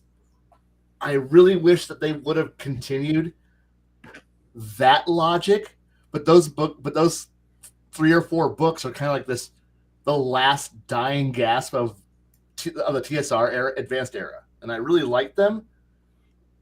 And people like we were playing them, but at the time that we were playing those, we were playing games like Alternity, or we were playing other role playing games, and we were just D&D was there, but we just kind of left it at that. It's like it wasn't. I guess it wasn't the cultural point of all things. We always came back to it, and yeah, 3 existed, and yeah, we played a lot of 3, but I played a lot of 3. But it was one of those things where it was, for me, it was simple. And I know I've had calling it just an engine, but it was just a dice rolling engine at that point. It was a very easy to understand because I know this is why I imported everything under the sun into 3, was because people didn't want to play a game that was specifically targeted to a single focus, a single concept. So it's like, I love L5R. Problem with L5R is that you better love Rokugan. You better love Samurai. And that is it. The game is based on you better be a huge weeb and you better love Japan. I love Seven Seas. You better love Asia piracy swashbuckler flicks. Because that's all this is. This role playing is going to be. Yeah, there's a whole lot more if you get under, pop the hood and crawl into it. But you'd better love 1600s Europe. That's it. Yeah. Like I want to play in an alternate Europe and make me a Frenchman when the Frenchmen weren't known for retreating. That's what I want. Yeah. It's like you better really want to play that. Like, I want to be French but magical. I want to be Spanish but magical. Yeah. I want to be English but magical.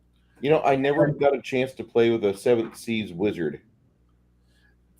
I always wondered how that'd be.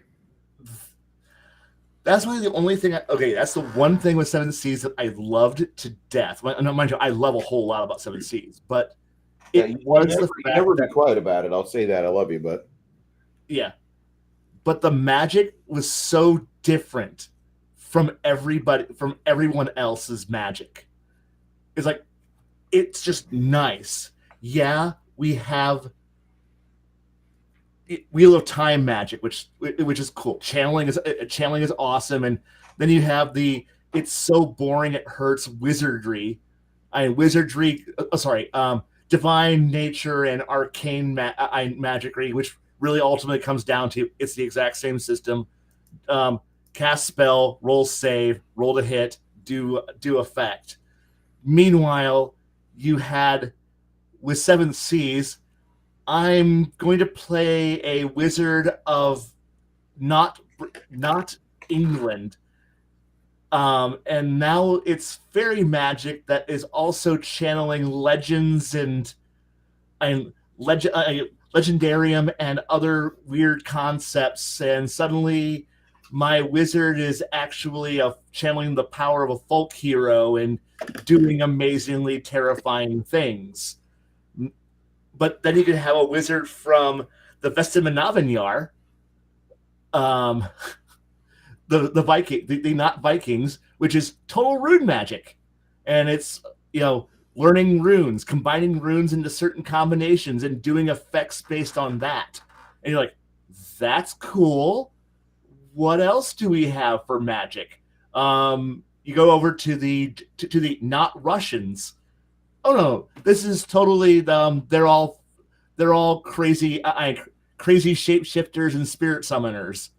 Oh, this is kind of scary. So you get to you're just walking along, and then the bear the bear who jumps out, your best buddy turns into a bear and eats somebody. And you're like, okay, that's kind of scary and awesome. Okay, we're gonna go look at this at the not Italians. The first line there says, no man can cast this magic. So automatically, no female, and I only females can be fate manipulators. And like, okay, because they're able to pluck the defensive fate. And then it has the other rule of are you a fate manipulator? Yes, you are illiterate. In fact, the country goes out of its way to make you illiterate, because you can actually, because the more you know, the more scary you be. The more educated you are, the more scarier your ability to change fate and pull. And like, oh, this can be terrifying. And as one point, some of the high level stuff is, yeah, I just want to make an entire island disappear from reality. What? Yes, I can do that. Oh, okay, that's kind of scary. And, you're nowhere near that power level, but you potentially can get to the point where you can weave enough fate lines and runes to literally just wipe an island off the face of the planet. And you're like, that's cool. Then you get to the not French. And like, so what do the not French do? Oh, they just tear bloody holes in reality and, just don't open your eyes. Wait, what?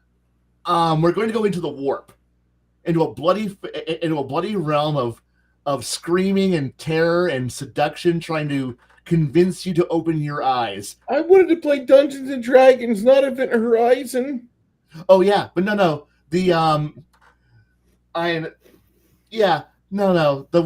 wizards of the French are definitely going, it'd be cool if I had all my stuff here. Let me just tear a bloody wound into reality, shove all my stuff into that hole in reality, close it up behind me, and then whenever I need it, just look away. Don't look at what I'm about to do. I'm going to close my eyes, tear open reality, reach into the bloody wound of the world, and then pull my stuff out of the warp.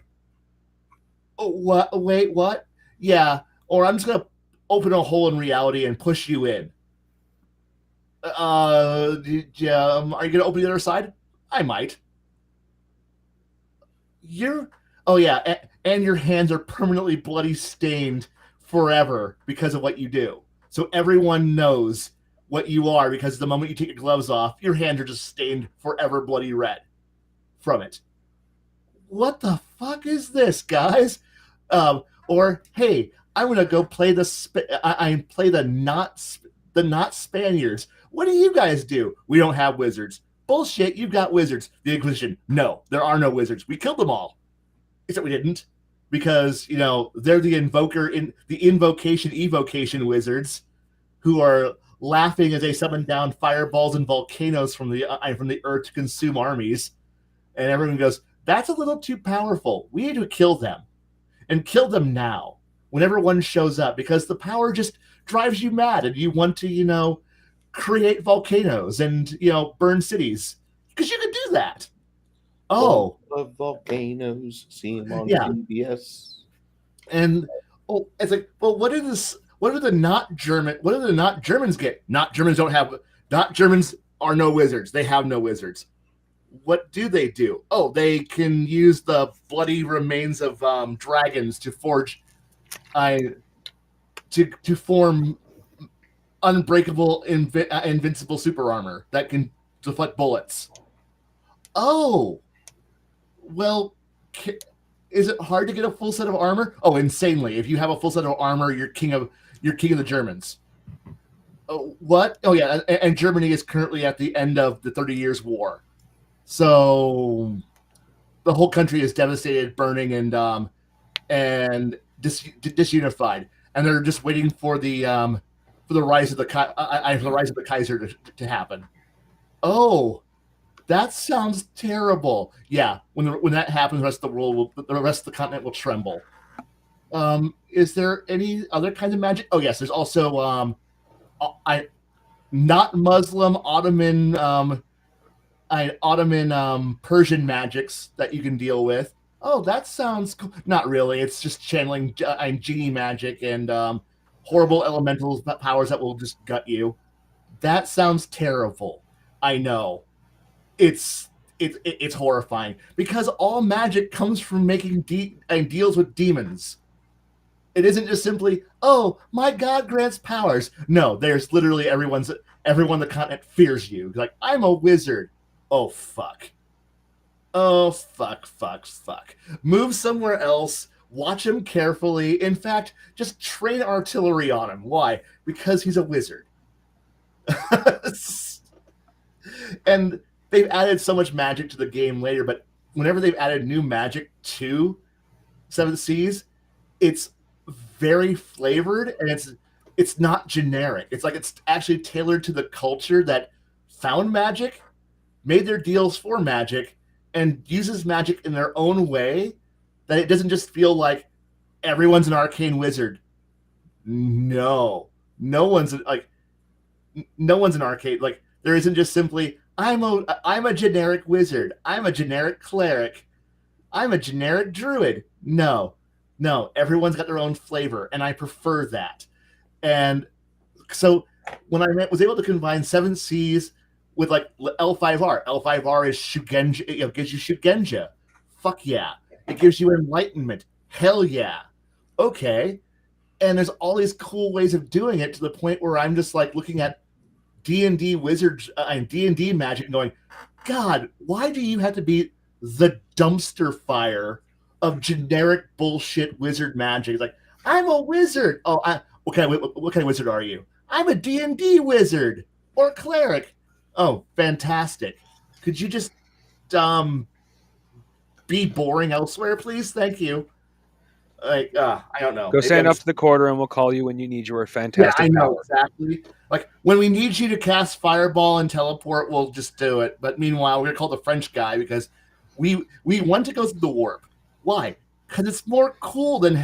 It's more cool to know that we're going through a terrifying place that forces will saves to open your eyes. We want to have terror when we use magic, not just simply, okay, I'm going to cast a spell and see if I have a teleport error now. No, we want to have like, I'm going to cast Fireball. No, we're going to call the Spaniard over there, who's going to invoke demons and other weird powers to summon meteors from space or rend the planet open. And we're like, oh, that sounds way cooler. It is cooler, okay? I want to play a druid. No, we want a Russian who's the size of a goddamn brick house, who's going to turn into a bigger brick house that's furry and is going to eat everyone. That sounds way cooler than just being, I could turn into a furry animal of X hit dice, and I get their special attacks. God, that sounds kind of boring. And meanwhile, or I like, why do you carry a tarot deck with you? Oh, because I'm going to. Because if you can buy me time, I'm going to make their ship explode. Why? I'm just going to do a fate reading on their. I'm going to manipulate the fate deck for that ship, and it's just going to have a small spark, and it's somebody's going to have a bad day, trip in the gunpowder room with a candle, and it's going to explode. You could do that? Yes. Oh, that's not fair. That's not nice. I don't want nice. I want magic to be terrifying. And not just simply a generic stamp that we're all clerics. No, fuck that shit. I mean, it's like, at least when I look at, say, L5R, I can go, no, the Shigenjas come in I come in 5 flavors, and those flavors come in various other sub flavors. I mean, God. Or it's like, I have at least 2 different rune magic rules. One, the Vesemanavinyar, and then I have the D20. Which rule set is it? It's the Weird Wars 2 books that gave us crazy Nazi rune magic, which was okay. Again, another one of those. As you level up as a rune sorcerer, you learned different runes, and those runes had different abilities, and you figured out how, as you leveled up, you can create bigger chains to create cooler effects. Like, that's a cool way of doing it, rather than just simply. And because I hate this with D&D with D&D magic, is just simply, here's an effect. That is all it is.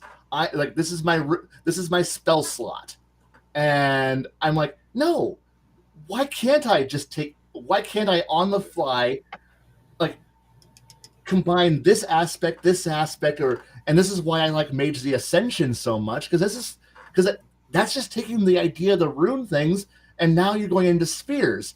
Now, like, this is where your Ars Magica comes into it. Once again, spheres. It's spheres. These are the things I know, and I can focus into that, or I can take a wide variety, or I can specialize. And now suddenly, I'm not just simply an 8th level wizard, because at that point you're going, what level wizard are we talking about dealing with? Oh, he's a 9th level wizard, and you're like, oh shit, okay. What is his power levels, and what is he good at? What is he scary at? And you're like, oh, he's got this, and this. Okay, we got an idea of some of what the wizard can do. But instead, it's simply, okay, we know he's got X spell levels, and he can do this thing and that thing. And the wizard's entire thing comes down to, I have to open the book and then ask the GM what spells I've got, what can I do. This is in my spell book. I look through the Sears Robot Catalog of Magic, and pick out my spells, find my scrolls, pray, open my prayer book and pray for my spells, and they are set effects. The level you memorize it, your caster level plus the level of spell are set in stone, and now you pray that the GM doesn't fuck you because you picked the wrong spell. Oh man, if only I didn't memorize 3 spider climbs and a levitate today, and a feather fall, I could have been more useful. But I thought we were going to do a bit more infiltrating, but I guess I geared myself out entirely for infiltration and intrigue. So I have polymorphs, I have some illusions, I have a spider climb and a levitate and a feather fall. I have some telekinesis spells, so I can pull items to me. But I guess we're going to do pure combat today, because the barbarian decided that he's got his testes in a twist, and somebody decided to insult his fourth cousin's ancestor, and now, well, how dare you say I have to actually pay a toll booth today? Oh, I'm a libertarian barbarian. Fuck you. Taxation. That doesn't taxation. I'm going to now burn town down. Authority. And suddenly you're like, well, I guess we're not doing anything social today. My spell list I memorized is completely worthless. And you just go, hey, wizard, you gonna do anything good? No, I came here for a role-playing session, and I guess we're going to do the Boston Tea Party. Awesome! I totally like this. And the cleric, I came also thinking this was I also memorized my gear for thinking this was going to be a role-playing session, but I guess for combat. Okay, well, at least I can downgrade my spells into healing spells, so I'm not worthless. Hey, sorcerer, I only have the same 6 spells I've always had. I'm just here for artillery. And druid, what are you gonna do? I'm turning into a bird and fucking flying off. Fuck you people. And everyone else is like, yeah, combat time. And then at that point, you just kind of go, wizard, why don't you have anything besides pure combat spells? Because all we do is combat. Okay, cool. Yeah. It's typically how that works. It's like, so what's your combat load? Because I used to be one of the people who had combat load, different loadouts. So okay, this is the job I'm going to have it. And then I just realized, no, fuck it. Just always go with the combat loadout. Just GM, I'm just going with loadout number 2. What's number 2? The ice loadout.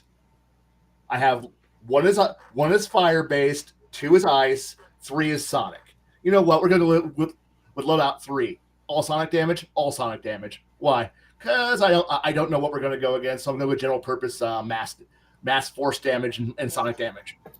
Okay. And every once in a while you pull out the utilities 4 and 5 sheet, but at this point it's just pure combat. That's all you should do, because somebody, one of your thugs is going to go thugging, and suddenly it's just like, oh well, I guess it's thug time, and that's what you fucking do. This is why I kind of wanted the magic of other systems that give you more cooler shit, and it's more flexible, more interesting than just simply pick out game creator's pet character, noun verbiage, like noun. It's like, okay, name noun, got it. That's my spell. Oh, so it's tensor's verbiage noun. Okay, cool. Big V's something hand. Got it. Okay, interposing, cool. Whatever. Yeah.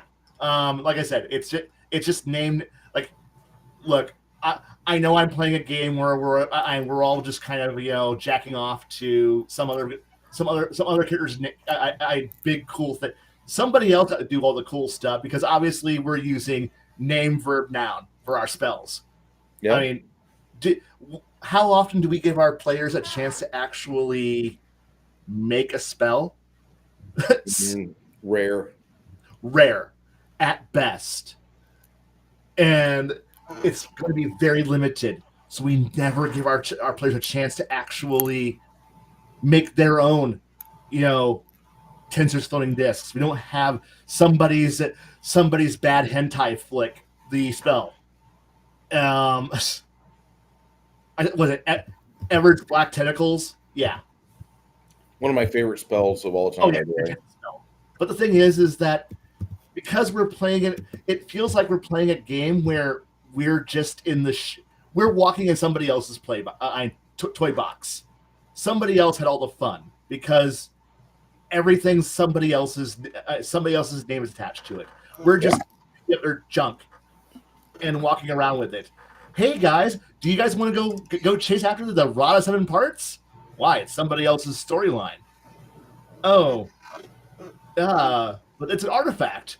Yeah, the artifact book is full of shit from other people's games. It's like you don't feel like you're playing. Diablo D20. Was that? Diablo D20. Yeah, I thought I heard him say Diablo D20. Yeah, it is Diablo D20. But hell, Diablo D20 at least gives you a loot chart that's actually huge and amazing. Dear God, if you could get your hands on the 3.0 Diablo 2 RPG book, like I'd have, the best loot generation table you will ever find. It's amazing.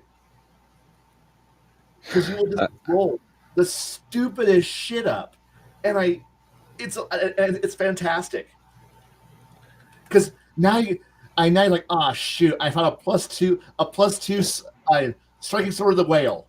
Okay, what's that do? And yeah, it's kind of like playing Borderlands or playing Diablo. It's like, wow, I'm playing actual Diablo in D&D, because at that point you're not just simply, well, I get to roll off this meager chart at the back of the DMG that will mostly give me shit I don't actually want. Like, no, this is disenchant and sell fodder. Just go and have as much fun as you want, murdering and getting loot by the bushel load, because that's what we're here to play, right? If we're playing D&D, if we're playing Dungeon Crawl D&D, where it's just combat. The whole thing is all about where's my wheelbarrow full of loot that I'm going to go take it down and dump it in front of the blacksmith and go, I don't want any of this shit.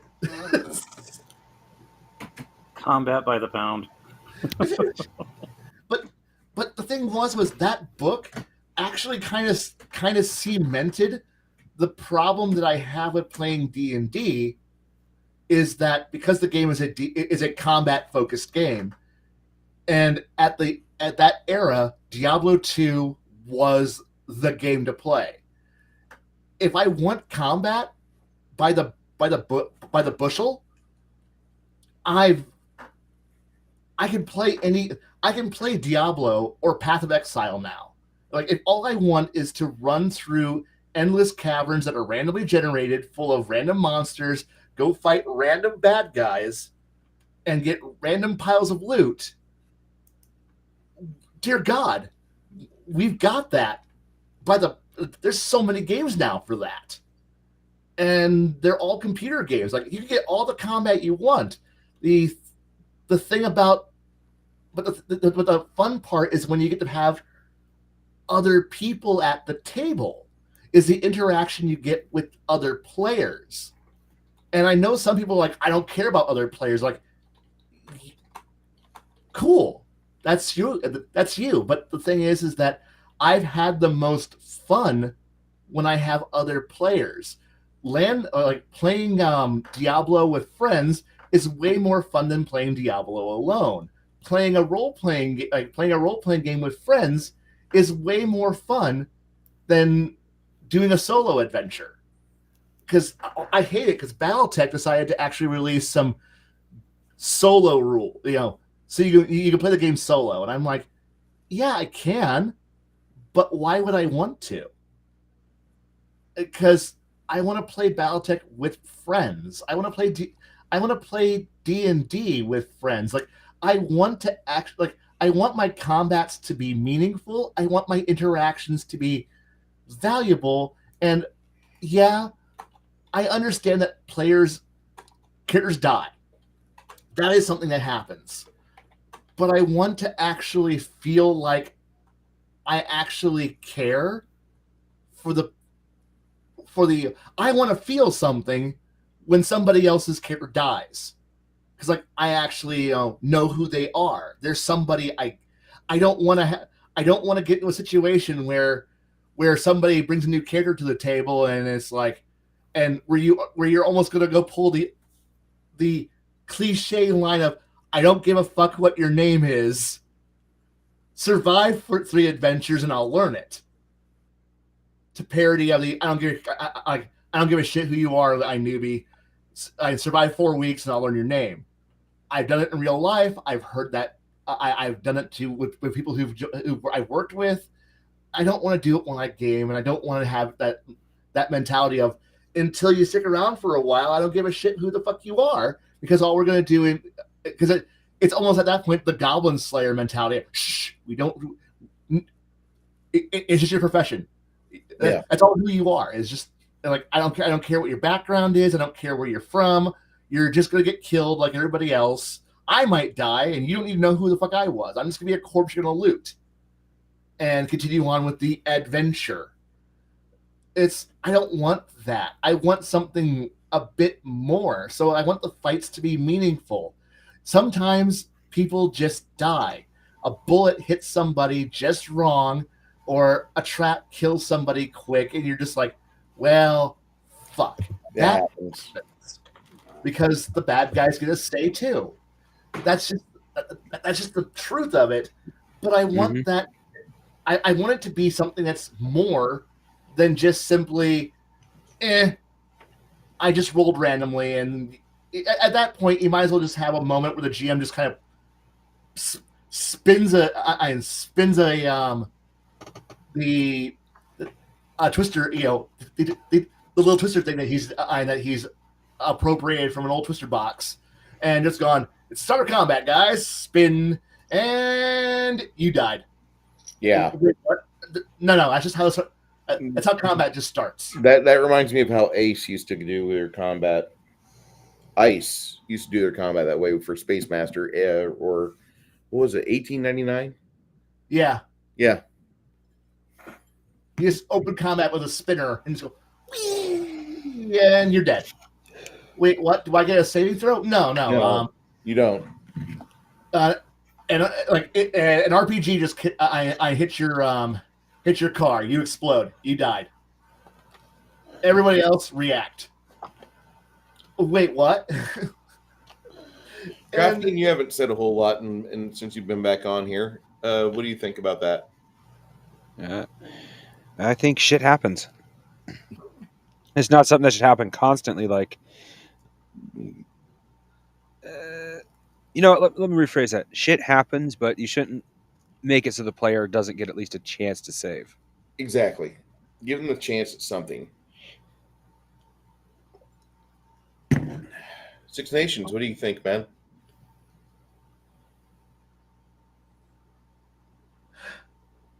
He may be asleep or he may be muted.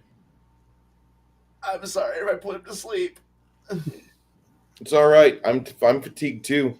I'm going to be wrapping it up here because we're almost 5 minutes shy of 2 hours, and I think it's kind of important for us to try to keep our narrow focus on some things. I don't want to like pull the cord again and have Kai go off on like 30 different tangents as to why the Chimera is really the basis for the entire monster manual and all, because you could have so many tangents coming off the Chimera, and there should be an entire series of books where you explore the aberrations. Series of books is key. For a second there, I was like, well, yeah, the Chimera is the backbone of the Imperial Guard's armored transport fleet, and for so many of its support vehicles. There's probably 25% of our audience that just got that, and the Emperor protects you. Yes, he does.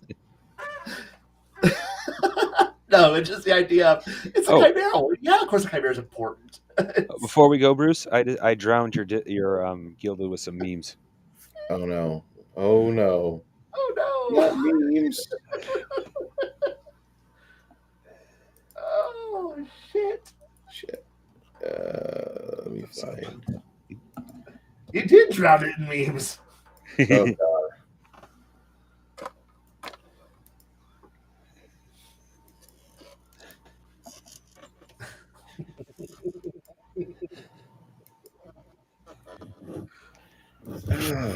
So here's our favorite part of the night altogether. Memes. 31 messages. Doc checking me out before handing me a Motrin and telling me to hydrate and wash my socks. Gaping hole in the chest.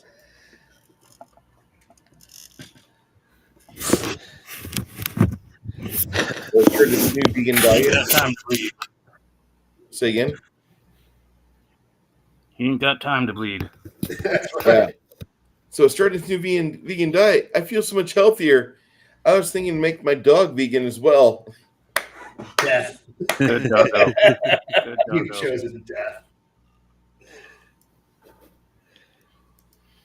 How to get your kids to go to bed. But I'm not sleepy. Awesome. Stay up and help me with chores. The kids are already asleep. No, they're just hiding in their beds. So tired. Need to wake up. This ought to do it. 5 minutes later. Yeah, I feel you. I feel a little bit of a tickle in my sinuses. I'd best take a Benadryl lest my allergies become worse. Benadryl. You can't sneeze because you can't sneeze when you're in a coma.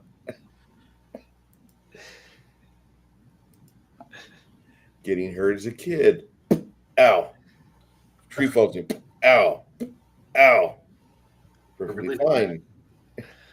However, when you sleep on it funny, it's getting hurt as an adult. Yes.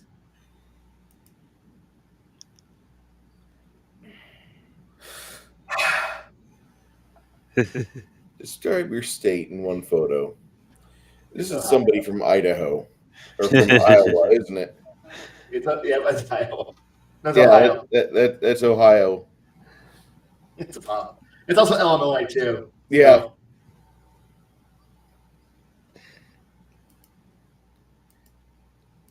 Caveman discovers weed. Caveman discovers fire. Stone Age begins.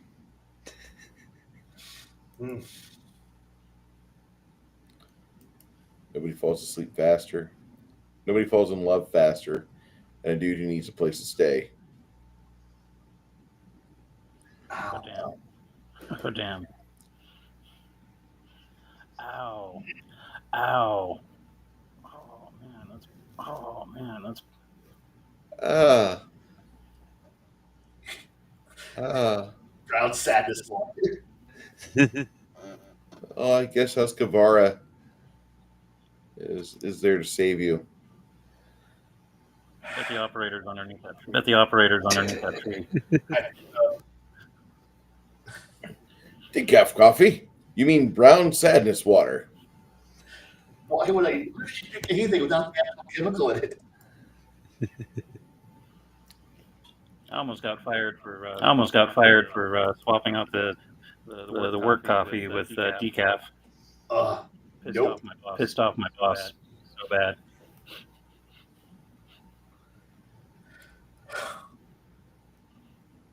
You just bought a $400,000 house. In Ohio, I'm the richest man alive. In California, Cardboard box. As a expatriate granola republic of the granola republic, I can confirm.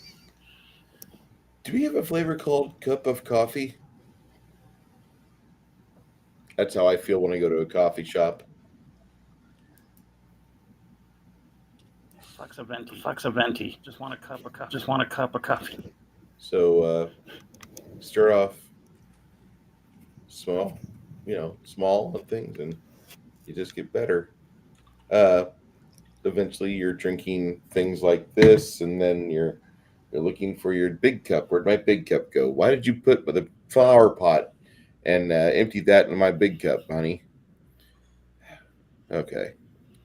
Congratulations on your purchase. Before I can give you the keys, you have to watch our mandatory instructional video. BMW presents Drive Like an Asshole. It's butter today, cereal bowl tomorrow. It's so useful. When you are a lefty on campus and you accidentally get exposed to a different opinion, it's a tenth of my life. God.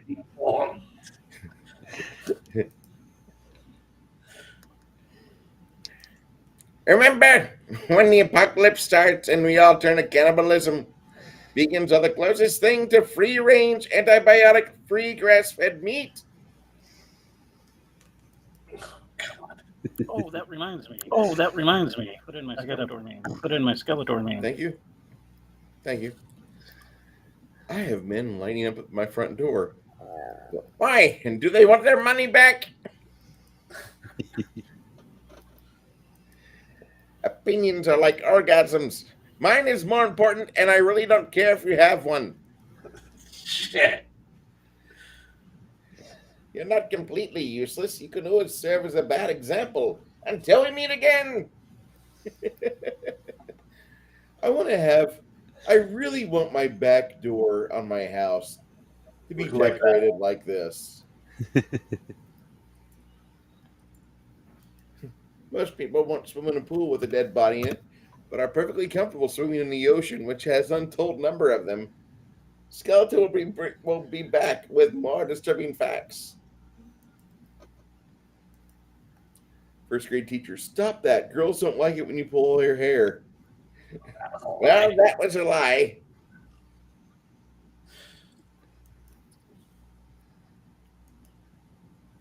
I will now transition from cartoon to real life. Hello. Until we meet again.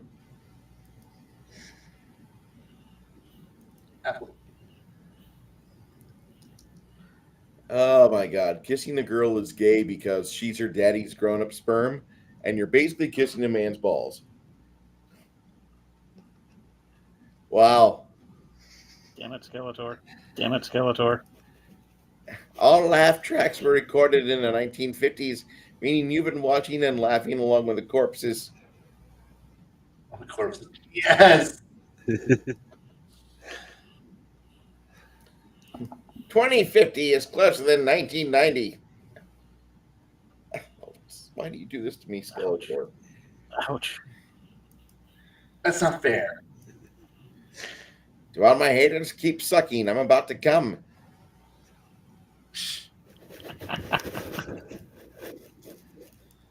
With dead people outnumbering the living 15 to 1, if ghosts exist and one has seen you naked, definitely. Until we meet again. Only one? No. The dead people outnumbering the living is 15 to 1, so if ghosts exist, one has definitely seen you naked. Wow. Only 15 to 1, that's a low estimate. When someone tries to hurt your feelings, but you've been dead inside for years. Yeah, I know, Kai. That one is. Go ahead. Go. Drunk.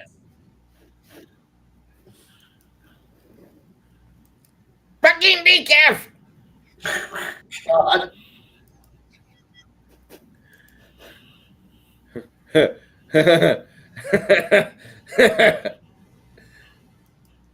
We'll do this in a minute. And that's the end. So let's go to our 1992 space movie. All right. This will wrap up everything for tonight. The internet is just an evil place. The internet is just an evil place.